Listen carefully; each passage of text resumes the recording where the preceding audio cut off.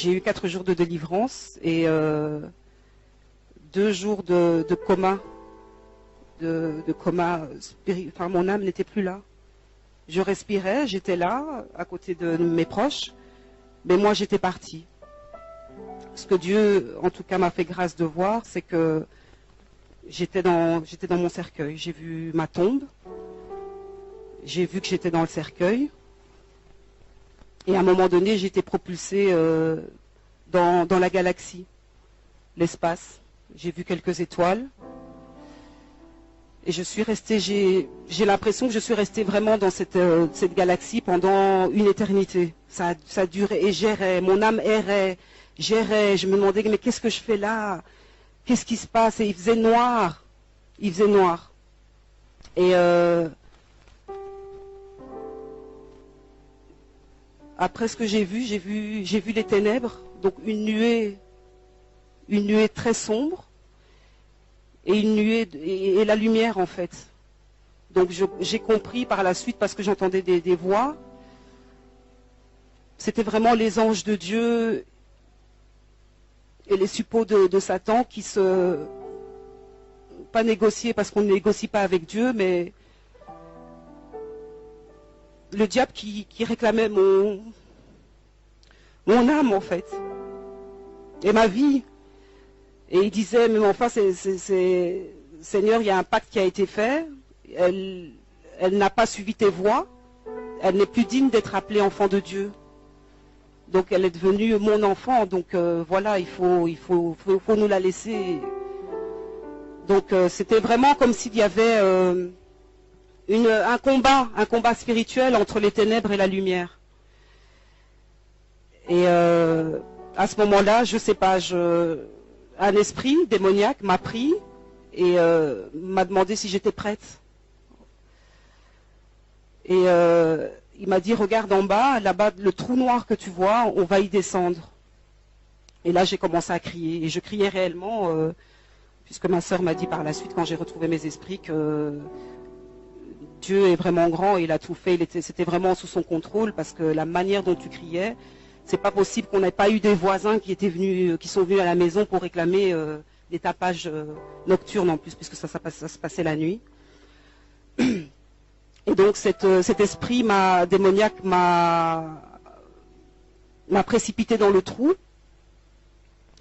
Et en fait, j'ai vu de la terre, on descendait vraiment les profondeurs de la terre. J'ai vu beaucoup de terre et il faisait noir et je criais, et il faisait noir.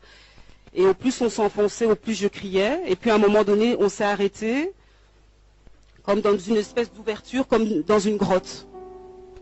Et là, l'esprit m'a dit, est-ce que tu es prête? Parce que ici, c'est l'enfer. Et on va commencer à prendre... Je suis vraiment désolée. Hein. Et il m'a expliqué qu'il y avait 7 niveaux en enfer. Et que là, on allait commencer au premier niveau. Donc il m'a amené au premier niveau. Moi, je fermais les yeux et je disais non, non. Et je criais au Seigneur. Je disais Seigneur, Seigneur, non, pardon pour ce que j'ai fait. Je me repentais. Et l'esprit démoniaque me disait c'est trop tard, c'est trop tard. Voilà, ça c'est le premier niveau. Et là, j'ai vu des bêtes horribles comme des serpents, des scorpions, enfin des bêtes qui sont même pas, qui n'existent pas sur cette terre. On est descendu au deuxième niveau. Il m'a dit voilà, ça c'est le deuxième niveau. Moi, toujours en train de crier non, je veux pas, Seigneur, Seigneur, libère-moi.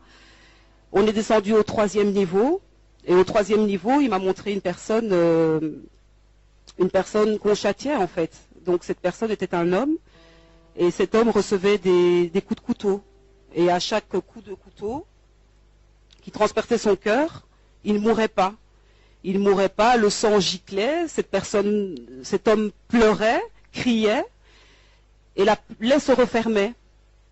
Et puis il recevait des coups de couteau toujours au même endroit et le même processus se répétait et se répétait. Et cet esprit démoniaque me disait, tu vois le châtiment, ça c'est éternellement que cette personne-là va être comme ça, en tout cas trucidée par ce quatrième niveau. Et cet esprit m'a expliqué que le 4e niveau était le niveau de mon châtiment à moi par rapport au péché dans lequel j'étais.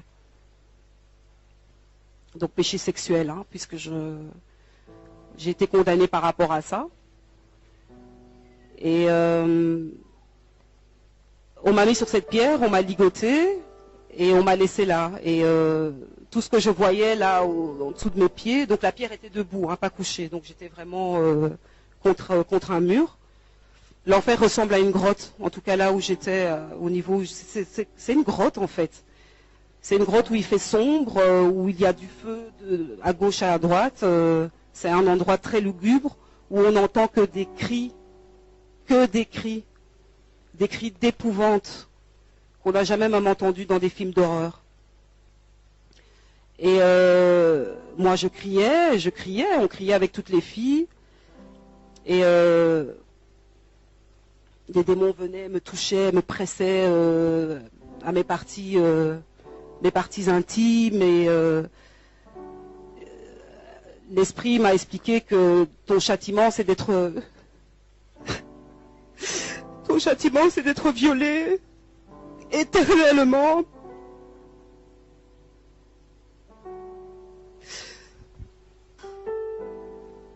Et naissaient des enfants de ces relations en fait. Tu n'as pas le temps de dormir en enfer. Tu ne dors pas. J'ai cru que j'y étais depuis des siècles. Et c'est sans arrêt. On ne ferme pas les yeux en enfer. On n'a pas un temps. Il y a des niveaux. Il y en a 7. Et vous vous rendez compte le niveau où moi j'étais. Plus que la moitié, quoi. Enfin, j'étais presque au niveau du 7e pour moi. Donc le péché de l'immoralité sexuelle est un péché sévèrement puni. Je priais quand j'étais en enfer, j'ai pas cessé de prier mon Dieu, j'ai pas cessé de demander pardon. J'ai déposé le pardon aussi auprès de la femme de cet homme.